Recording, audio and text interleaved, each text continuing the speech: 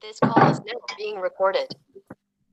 Hola, buenas tardes. Bienvenidos a todos y a todas a la primera clase asincrónica de la Cátedra de Teorías del Desarrollo Capitalista.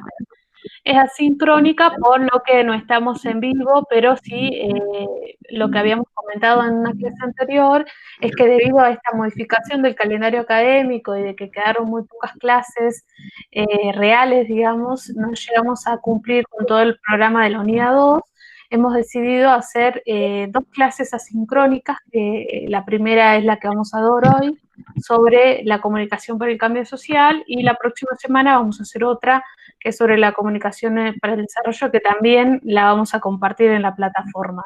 Sí, la clase de hoy la preparamos junto a las ascriptas, a Mercedes y a Jessica, que ellas también van a hacer una intervención y van a acompañar, y por lo tanto también van a estar a disposición. Si después hay alguna consulta o alguna duda, nos pueden hacer por la plataforma. Bien, bueno, voy a compartir pantalla.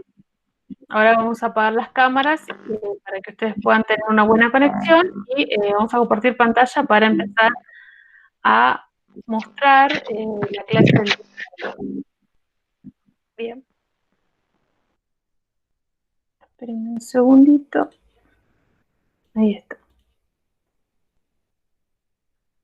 Bueno, este tema que vamos a abordar hoy corresponde a la unidad 2, que ya como el profe Gerardo empezó trabajando en la clase anterior con una introducción sobre lo que es la cuestión del desarrollo y la dependencia en América Latina, sobre todo con el texto de Cardoso y Faleto.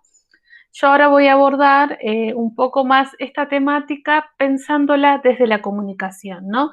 Por eso la clase se llama La comunicación por el cambio social, que seguramente es un tema que ustedes ya trabajaron en la materia de comunicación comunitaria o comunicación popular, que son materias que también están en segundo y en tercer año, que trabajan una orientación sobre este tipo de temas. Nosotros en ese sentido vamos a tratar de retomar algunas cuestiones más a modo de repaso, ¿no? En la tapa tenemos la tapa del libro Antología de Comunicación para el Cambio Social, que es un libro histórico, tradicional y clásico para el campo de la comunicación, que es de Alfonso Gumullo de Agrón y Tomás Tufte, que acá se los presento, ¿no? Para que los conozcan. Siempre es importante saber, cuando leemos un texto, quiénes son los autores, de dónde vienen, cuál es su trayectoria, ¿no? Alfonso Gumullo de Agrón es escritor, es cineasta, periodista, fotógrafo y especialista en comunicación para el desarrollo boliviano, ¿sí? Su padre fue Alfonso Gumullo Reyes, que también es muy conocido porque era el líder del movimiento nacionalista revolucionario, fue ministro de Economía durante el gobierno de Víctor Paz Estenssoro y embajador en Uruguay y en España. Por lo tanto, tiene una base ideológicamente hablando, ¿no? Una cuestión política de base que es muy interesante porque le da sentido a toda su obra intelectual. Por otra parte, Tomás Tufte es profesor titular de la Universidad de Leicester, es investigador y profesor asociado de diferentes universidades del mundo y se especializa en temas como la comunicación para el desarrollo, el cambio social y los movimientos sociales.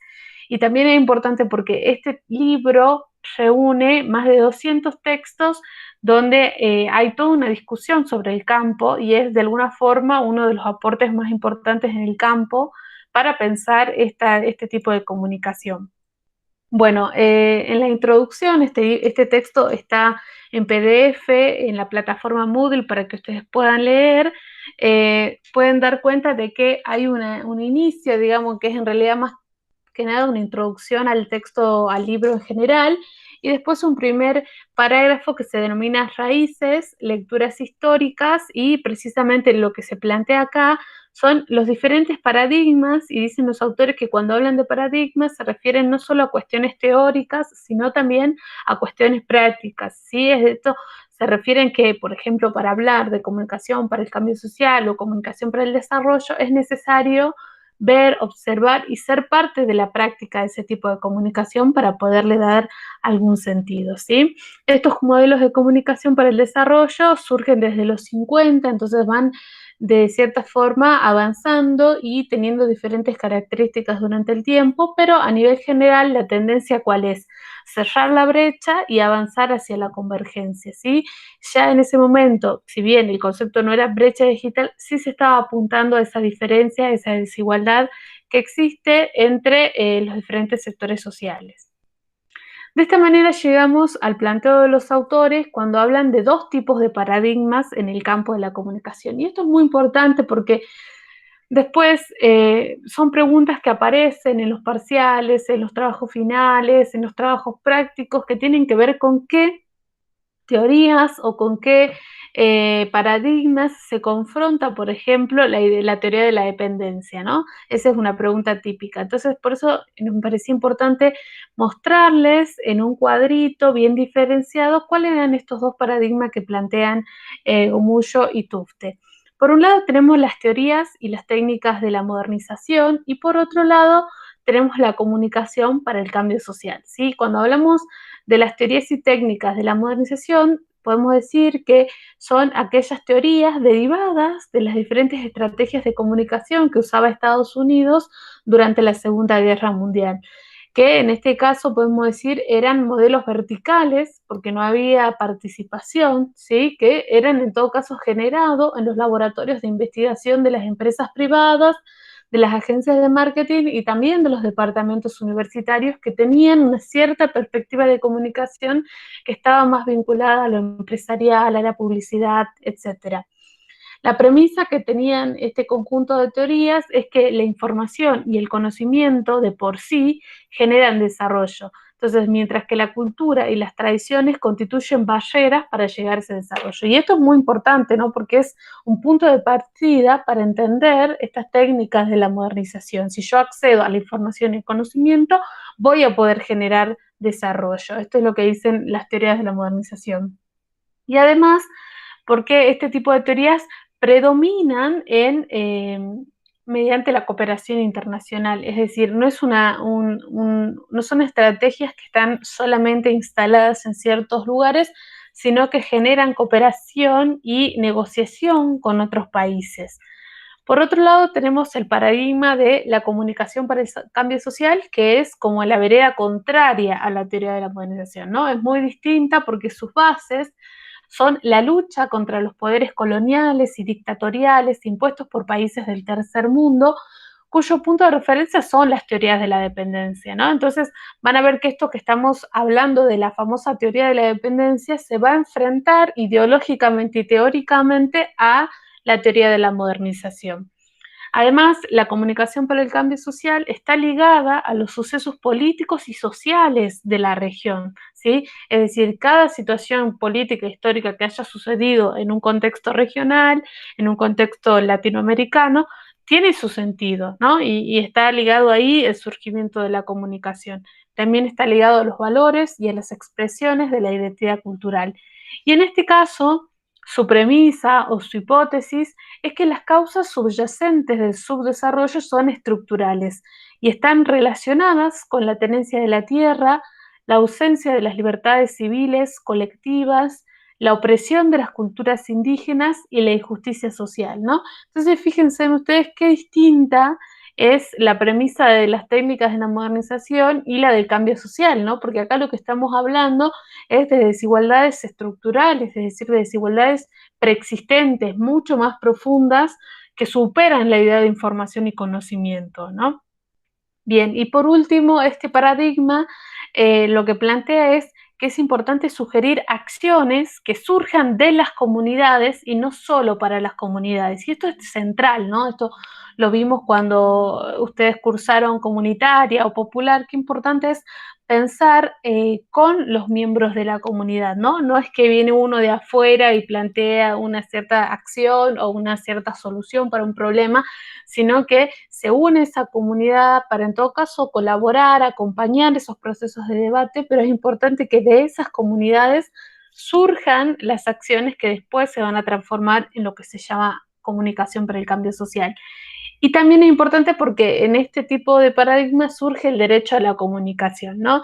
La importancia de poder acceder sí, a la información y el conocimiento, pero también poder comunicar, es decir, poder expresarse, comentar, decir qué es lo que uno piensa, lo que uno siente respecto a ciertas cuestiones, y eso es muy importante en este paradigma. Bueno, ahora vamos a ver las teorías de la modernización, pero van a ver que son varias, entonces vamos a desarrollar una por una. Pero primero vamos a hacer hincapié en pensar cuáles son las bases de esta teoría de la modernización, ¿no? Y dicen dos autores que la aspiración de toda sociedad debería ser material y para alcanzarla hay que deshacerse de las creencias y prácticas culturales que obstaculizan la modernización.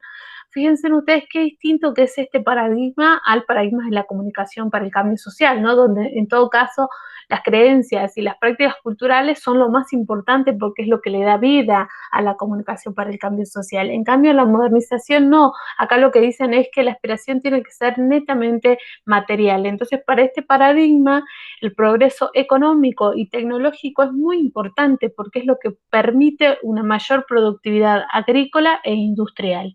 ¿Sí? En este sentido, la introducción de las nuevas tecnologías y de los conocimientos en los países pobres, como denominan los autores, ayudará a que los campesinos analfabetos, por ejemplo, o los campesinos ignorantes puedan modernizarse, ¿no? Esta es la premisa que plantea este paradigma de la comunicación.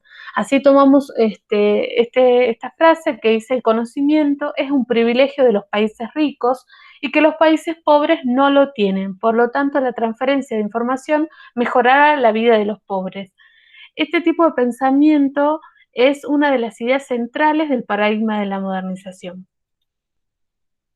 Bien, acá están los diferentes modelos que plantean las teorías de la modernización, que son distintos, ¿no? Por un lado tenemos el modelo de la difusión de las innovaciones, tenemos el mercadeo social, la promoción de la salud y el edutainment o enter education. Ahora voy a ir caracterizando a cada uno de estos modelos para que puedan entender a qué se refiere cada uno. Bueno, el primero es el modelo de la difusión de innovaciones. Este se aplicó principalmente en la agricultura desde la década de 1960. La generación de alimentos en abundancia que se lograba mediante la introducción de nuevas técnicas de cultivo, que las nuevas técnicas de cultivo tienen que ver con la introducción de las tecnologías al agro, ¿no?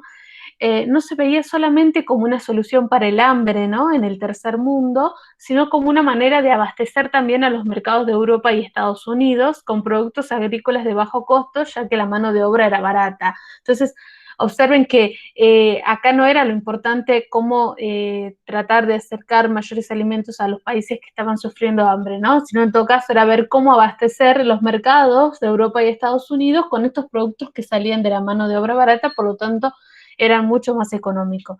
De ahí surge la expresión de la República Bananera. No sé si ustedes la escucharon en algún momento, pero esta idea de la República Bananera tiene que ver justamente con, a ver, es una forma, una expresión, si se quiere, que se utiliza para describir a un país o a una región que sea considerado políticamente inestable, que sea empobrecido, atrasado, tercermundista, incluso corrupto, ¿no? Muchas veces se plantea que la economía de esos países depende de muy pocos productos de escaso valor agregado que se simboliza con las bananas, por eso se utiliza esta expresión, y que muchas veces está gobernado por un dictador o por una junta militar, ¿no? Entonces, esta idea de la República Bananera, que es una expresión creada por un escritor estadounidense, que es Henry, lo usó principalmente cuando lo crea, para referirse a los países del tercer mundo, ¿no? Algunos países en especial de América Central o de América Central y del Caribe. Entonces, donde incluso el mismo autor decía, ¿no? Que la idea de república lo que tenían esos países era solo el nombre, porque no llegaban a construir lo que realmente implicaba, ¿no? Entonces, esta idea, esta expresión era parte de esas estrategias, incluso también, por ejemplo, se utilizaron estrategias mediáticas poderosas con objetivos políticos evidentes, y en el texto está el caso de Guatemala, ¿no? Entonces, ¿a qué va todo este modelo, ¿no? A esta idea, a la idea de reforzar esto que veímos en la diapositiva anterior, que tiene que ver con la incorporación de la información y el conocimiento para que las personas avancen, se desarrollen, progresen. Y en realidad lo que pasó es que con el paso del tiempo se demostró que el desarrollo no solo está vinculado a la información o a la falta de ella, sino sobre todo a aspectos estructurales, ¿no? Que tienen que ver específicamente con la propiedad de la tierra, como dicen los autores, pero también con los derechos humanos, sobre todo de las poblaciones más empobrecidas de Latinoamérica. Y acá podemos ver que este modelo de difusión de innovaciones lo que hace es beneficiar a los grandes terratenientes y no a los campesinos pobres. Entonces, ya desde el vamos podemos observar que el postulado que ellos plantean de que los pobres necesitan información y conocimiento no es real, ¿no? Porque en realidad sí pueden necesitar información y conocimiento para formarse, para crecer y para progresar, pero hay diferencias estructurales que superan la idea de la información, ¿no? Entonces se necesita como de otras cuestiones para poder dar ese cambio, ¿no? Lo que los autores ponen en discusión es que por más información que puedan acceder, por ejemplo, los campesinos pobres o los agricultores, que en realidad lo importante es poder encontrar formas o lo que dicen los autores, que nosotros lo podemos identificar como políticas públicas, es que sean cuestiones, acciones concretas, estatales, que ayuden a romper con el círculo vicioso de la pobreza, con el círculo vicioso de la injusticia social y la explotación de los trabajadores, ¿no? Entonces, este modelo de difusión de las innovaciones va todo lo contrario, porque en realidad lo que hace es beneficiar a los grandes terratenientes y de alguna forma profundizar las desigualdades que ya preexisten en estas regiones.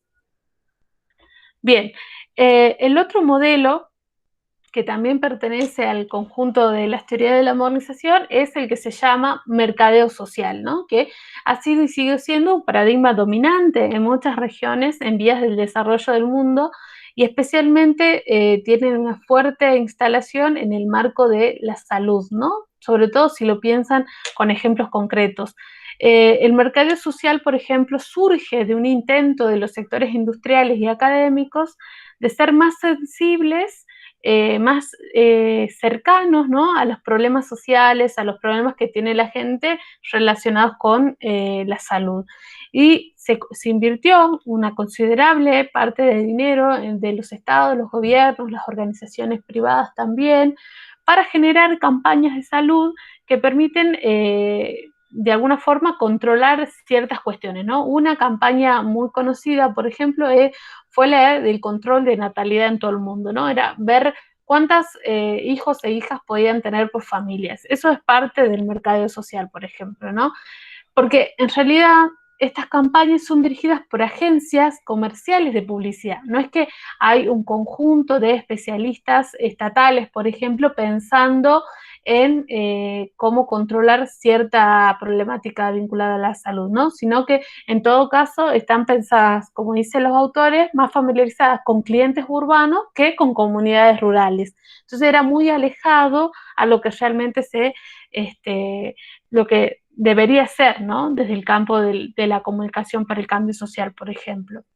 Bueno, cuando esta idea del control de la natalidad se puso como políticamente incorrecto, ¿no? De alguna forma, no sé si incorrecto, pero sí estaba como en un lugar polémico, lo que se hizo fue cambiar el eje, ¿no? Y una gran movida que se hizo en ese momento, en 1981, fue la aprobación del Código sobre la Lactancia Materna. ¿Y por qué se aprueba esto? Porque había empresas que planteaban, por ejemplo, la importancia de la leche en polvo, ¿no? Que era como mejor que la leche común para, la leche materna, perdón, para los niños y las niñas. Y eso obviamente que después se cayó porque evidentemente generaba problemas de salud en los niños y las niñas, provocaba desnutrición y otros problemas de salud, y ahí es lo que se dieron cuenta de que en realidad la movida por la leche en polvo no tenía que ver con la salud, sino que tenía que ver con una idea del mercado, de vender más, ¿no? Entonces de esta manera se tuvo que aprobar un código de lactancia materna para de alguna forma respetar esa cuestión. Entonces este ejemplo que traemos, que también está desarrollado en el texto, tiene que ver con poder pensar que el mercadeo social en realidad no está apuntando a educar, ¿no? Como debería ser, sino en todo caso apunta a persuadir. Y eso no es un detalle menor, porque en la comunicación para el cambio social se apunta a intervenir, ¿no? Bueno, el otro modelo es el de la promoción de la salud, que es muy parecida al del mercado social, ¿no? Pero enfatiza sobre todo en el papel del personal de la salud, es decir, en el proceso de educación sobre la salud, ¿no? Pero la crítica que le hacen los autores a este modelo es que es un modelo de información sobre las enfermedades y no un modelo de comunicación para la salud, ¿no? Cuando uno habla de la idea de la comunicación para la salud, es saber comunicar. ¿Por qué se da, por ejemplo, una pandemia? ¿Cuáles son las razones? ¿Cómo prevenir? ¿Cómo cuidarse? Y en el caso de enfermarse, ¿cómo salir adelante? ¿Dónde buscar ayuda? ¿Cómo prevenir? ¿Cuidarse en las casas? Etcétera. En cambio, un modelo de información sobre enfermedades es netamente, no sé, por ejemplo, contar de qué se trata la enfermedad, a quiénes son los principales pacientes en riesgo, es decir, acotar la información, pero sobre todo, y es la premisa de este modelo, culpar a las víctimas por su ignorancia acerca de los temas de salud y su comportamiento insalubre sin tener en cuenta factores como la pobreza, la discriminación y la injusticia social, ¿no? Y un ejemplo claro de esto fue la campaña por el VIH-Sida. Cuando surge, cuando emerge toda una movida mundial, ¿no? Por esta enfermedad, hubo de todo, ¿no? Desde las personas que culpan a las personas que se contagian sin saber, sin cuidarse, y en realidad una enfermedad como esa tendría que ser abordada desde un modelo de comunicación para la salud, ¿no? Donde uno pueda contar e informar a la población en general de qué se trata la enfermedad, primero eso, y después saber de que si uno se contagia de esa enfermedad, puedes llevar una vida normal dentro de todo, ¿no? Que hay formas de prevenir y sobre todo cuidar a las personas con las que uno vive, pero que son formas de convivir y que se puede hacerlo. Bueno, esos mensajes no siempre se dan y depende las organizaciones, depende quienes estén acá al mando del Estado Nacional, de los gobiernos, para ver cuánto se invierte y cómo se plantea, ¿no? La promoción de la salud. Bien, también otra de los modelos es el edutainment o el enter education. Este es como un modelo más conocido, si se quiere también, porque lo que combina es las estrategias del mercadeo social, esto que hablábamos recién, pero también del entretenimiento. Es decir, que es muy importante para este tipo de paradigma aplicar técnicas del espectáculo al campo de la información y de la educación. De esta manera, se combinan las novelas melodramáticas de radio y televisión, la música popular, el teatro, las historias impresas y afiches atractivos con las acciones de difusión y de servicio de salud. La premisa cuál es? Que las personas en general van a aprender mejor cuando se identifiquen con los modelos sociales, ya sean reales o ficticios. Es decir, que lo que plantea este paradigma es que cuando uno ve en un famoso, en una famosa, en un deportista o en alguien reconocido eh, un mensaje de prevención, por ejemplo, es más productivo que la gente se apropie de ese mensaje y de alguna forma haga caso, ¿no? Porque esa es como la gran discusión, cómo hacer que la gente prevenga enfermedades y no terminar de, bueno, sí, bueno, yo soy pobre, no tengo obra social, por ejemplo, no tengo información acerca de las informaciones, entonces, bueno, me voy a enfermar y es como que ese es mi destino, ¿no? Porque más o menos en las teorías de la humanización plantean eso, como el destino de una forma se va marcando. En cambio, la comunicación por el cambio social va a discutir todo eso, va a decir, no, acá no hay destino de nada, las personas más allá de sus condiciones sociales y económicas tienen derechos y en esos derechos tienen que acceder a la información, tienen que aprender a cuidarse, saber qué hacer y qué no hacer, ¿no? Entonces, si pensamos, por ejemplo, en la pandemia del coronavirus, que es una pandemia que ha llegado a todo el mundo, ha generado y ha vislumbrado de alguna forma ciertas desigualdades que ya preexistían y que ahora están aún más, pero podemos ver que hay una gran campaña de comunicación para la salud, ¿no? Porque por todos lados incluso en la televisión, no solo en los canales de los informativos, sino en cualquier canal de televisión, incluso en los canales para los niños y las niñas, hay información respecto a la pandemia. Y la información va más que nada a saber cómo contagiar, o sea, cuáles son los posibles espacios de contagio, cómo prevenir los contagios, cuáles son las personas en riesgo, qué hacer si tengo algún síntoma, ¿no? Entonces, creo que la campaña con respecto al coronavirus ha sido pensada desde la comunicación para la salud y no desde el lado de, bueno, es mi culpa porque salí sin barbijo, porque en realidad sí, puede pasar todas esas cuestiones, pero desde la comunicación no se puede plantear una culpabilización o la idea de ver la situación en la que se encuentra cada uno, sino en todo caso acompañar esos procesos desde el lado del derecho. Bien, bueno, acá algunos ejemplos que yo puse son de telenovelas, ¿no? Que son sobre todo del grupo Televisa, que es como, que es un conglomerado de México que concentra medios de comunicación en México, pero también en Latinoamérica, y son de los más fuertes. Ellos tienen una gran trayectoria en esta idea del edutainment, ¿no? Porque tienen, según sus propios reglamentos, compromiso social, ¿no? Responsabilidad social, como le dicen algunos como empresas. Entonces, muchas de sus novelas tratan en las tramas melodramáticas ciertas cuestiones vinculadas a la salud, ¿no? Por ejemplo, el ejemplo de Amigas y Rivales, que es una novela muy clásica, no sé si la conocen ustedes, si son noveleros o noveleras, pero bueno, en este caso se trata el caso de una de las chicas que se contagia de VIH por desconocimiento, ¿no? En el caso de Para Volver a Amar, que también es otra novela más disruptiva, si se quiere, ¿no? Porque plantea no solo el modelo de la comunicación para la salud en términos también de un caso de VIH, sino también de violencia de género, de un cáncer de mama, me parece que es, o de ovarios de una de las protagonistas de la novela. Entonces, tratan otras temáticas, ¿no? Que salen por ahí de los paradigmas tradicionales de una telenovela, ¿no? Entonces, la idea de comunicar con información que permita, bueno, no decir, bueno, solamente está contagiado, se enfermó, está mal, sino también ver cómo poder modificar, ¿no? Desde ese lado de la producción cinematográfica, o en este caso audiovisual, para mejorar las condiciones de cada una de las personas.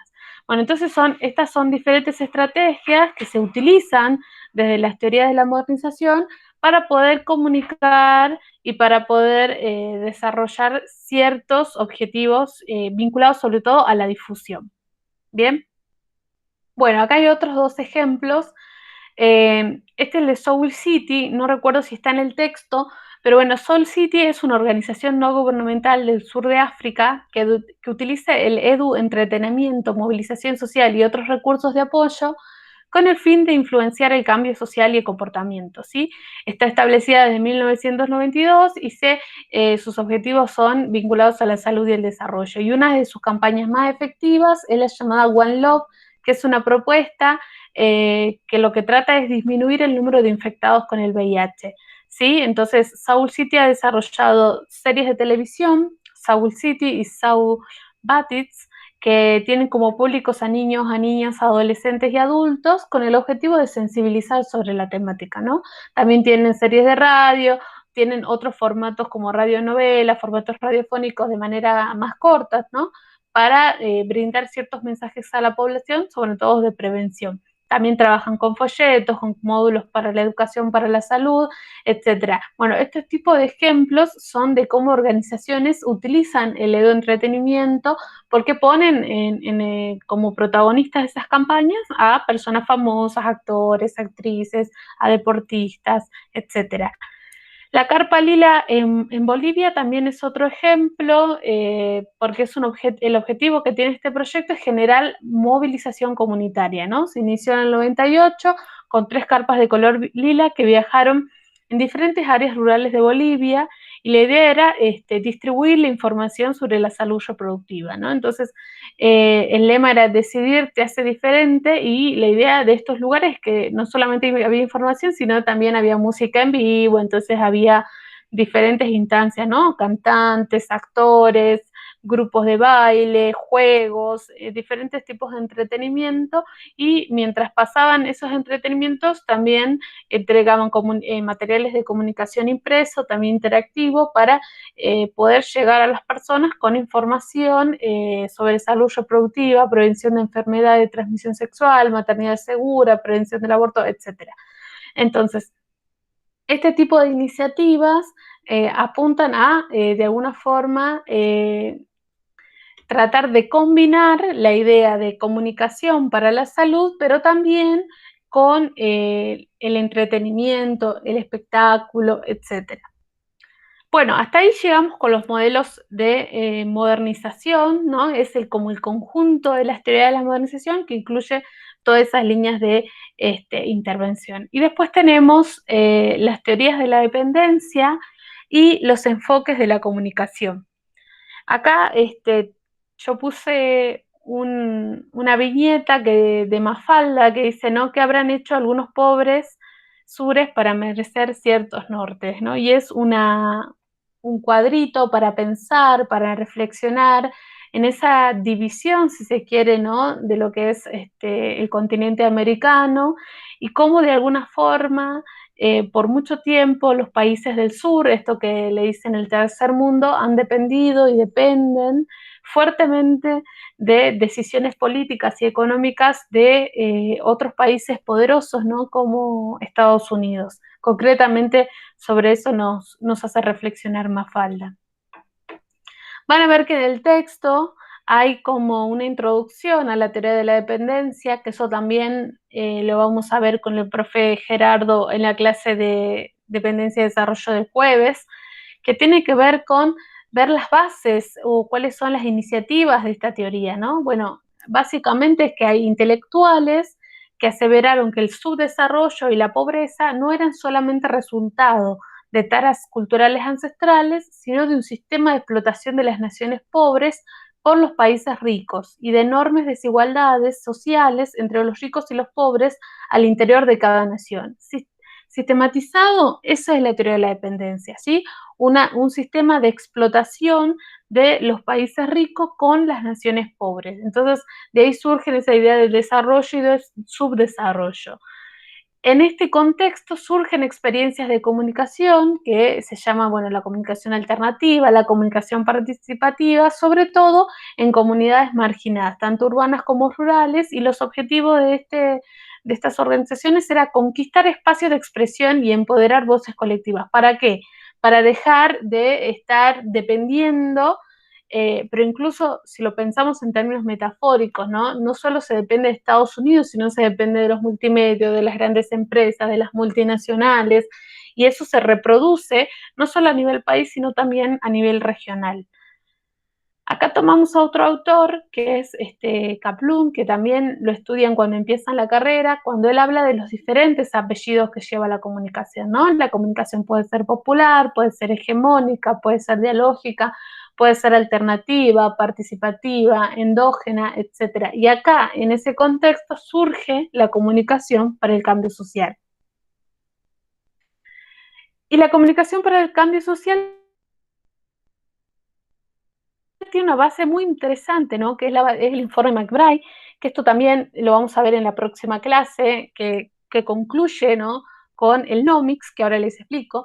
El informe McBride es un informe de la UNESCO que se publica en 1980, que se llama Un solo mundo, voces múltiples, y lo que hace este informe es revelar datos alarmantes acerca de la situación de la información y la comunicación en el mundo, y que hay dos agencias de Estados Unidos que controlaban 2/3 del flujo global de la información y que no había agencias de noticias nacionales o regionales. Es decir, este informe lo que va a denunciar es la concentración y la privatización de medios, lo que da lugar a un nuevo orden mundial de la información y la comunicación, ¿no?, que es una propuesta que surge, bueno, en esos aires de los 80, para pensar una comunicación más democrática, más horizontal y sobre todo más plural. ¿Sí? Acá también, en este contexto, la comunicación para el desarrollo y el modelo de difusión de innovaciones, que es el que mencionamos hace rato, tienen algo en común. ¿sí? Es que ambos se diseñan para contextos rurales y promueven la introducción de la tecnología para mejorar la producción agropecuaria. Ahora, lo que nosotros ponemos en discusión es, está bien, se piensa como ámbitos de intervención la ruralidad, sobre todo en los lugares donde hay producción agropecuaria, y la introducción de la tecnología y de los conocimientos para mejorar. Ahora hay que ver cómo llegar a esa mejora, a esa superación de las comunidades, ¿no? Esa es como la gran pregunta, porque no es lo mismo desde qué paradigma uno va a intervenir. La comunicación para el desarrollo entonces enfatizaba la tecnología apropiada para que las familias rurales realmente las pudieran adoptar y apoyaba la necesidad de establecer flujos bidireccionales de intercambio de conocimiento e información entre las comunidades rurales y los técnicos, en lugar de solo transferencia de conocimiento, ¿no? Entonces, no era solo ir y enseñar a hacer determinada cosa, sino la posibilidad de que esos vínculos eh, circulen, ¿no? Para que el intercambio sea circular también. Y eso es un poco lo que viene a proponer la comunicación para el cambio social, un diálogo más horizontal. Y finalmente, la comunicación para el desarrollo lo que hace es promover el fortalecimiento de las formas tradicionales de organización, ¿no? Lo que va a apuntar es a empoderar a las personas, a los ciudadanos, para hablar, para expresarse y sobre todo para pararse, ¿no? Desde la academia decimos de la teoría de la dependencia, pero también es pararse desde una realidad que diga basta a ciertas explotaciones y a ciertas desigualdades que persisten sobre todo en estos ámbitos rurales. Bueno,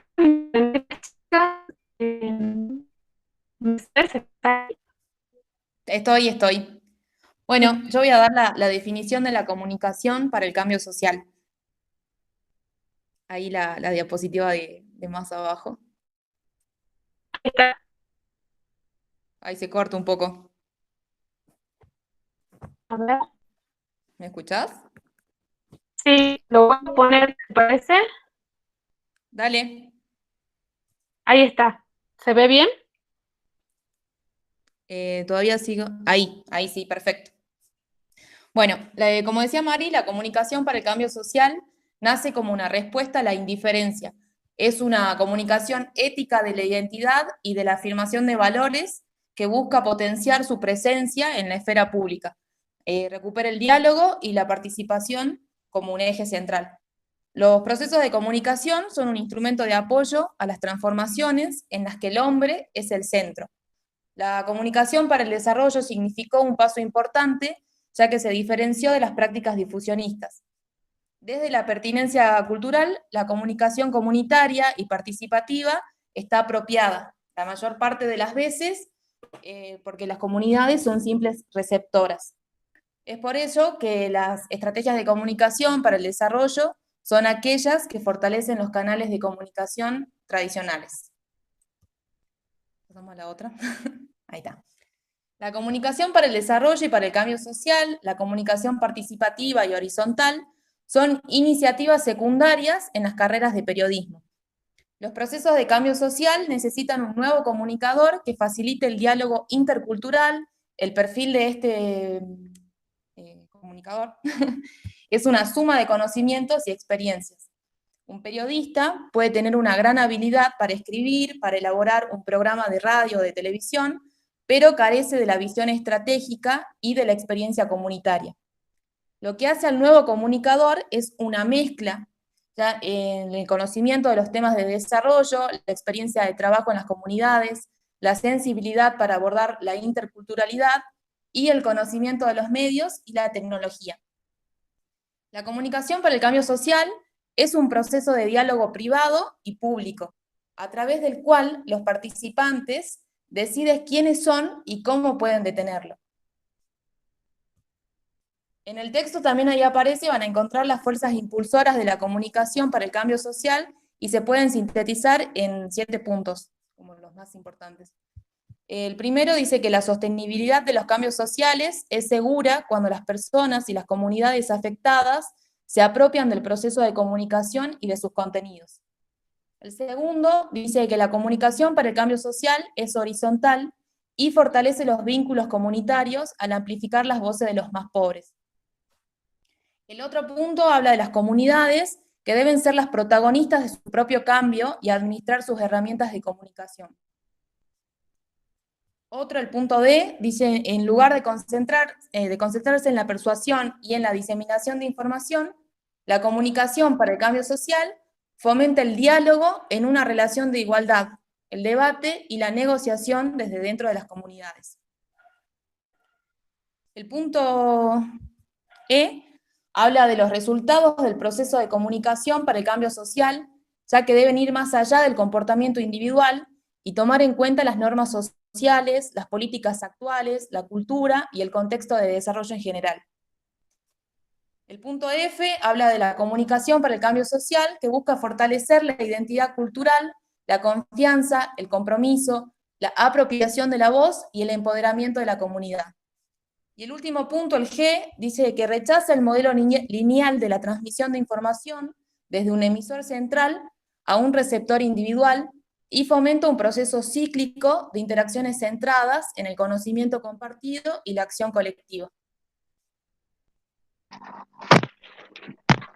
Bien, ahora vamos a hablar de las condiciones esenciales para que se puedan gestar estos procesos de comunicación para el cambio social. La primera condición es la participación y apropiación comunitaria. En este caso, hablamos de que en estos procesos de comunicación para el cambio social es central que las personas y las comunidades se asuman, actúen y participen como agentes de cambio, ¿sí? Lo que va a decir la comunicación para el cambio social es que ya no alcanza el acceso a los medios, o sea, va a haber un corrimiento de este eje un poco mediacentrista y va a pasar a poner en el centro al proceso, ¿sí? Al proceso propio de la comunicación y a potenciarlo a través de la participación y la apropiación de este proceso por parte de estos agentes de cambio. La segunda condición esencial es la lengua y la pertinencia cultural. Esto tiene que ver un poco con lo que estaba hablando Mari, de estos programas, estas recetas, estos modelos para el desarrollo que se gestan en ciertos países industrializados, desarrollados entre comillas, y que buscan aplicarse en otros contextos totalmente distintos, como lo son los países del tercer mundo, que en este caso lo que va a denunciar la comunicación para el cambio social es que terminan reproduciendo relaciones de desigualdad, ¿sí? Relaciones de desigualdad donde no hay diálogo, donde no puede haber diálogo en tanto hay una cultura dominante y hay una cultura local. Por lo tanto, la propuesta de la comunicación para el cambio social va a ser apoyar las voces y las culturas locales marginadas, ¿sí? Acá se va a propiciar entonces un modelo de comunicación dialógica, horizontal, que genere igualdad de condiciones, donde el aprendizaje va a estar dado en base al diálogo que va a permitir un crecimiento mutuo de las partes que participen justamente en este proceso de la comunicación. Como tercera condición esencial, ya tenemos la generación de contenidos locales.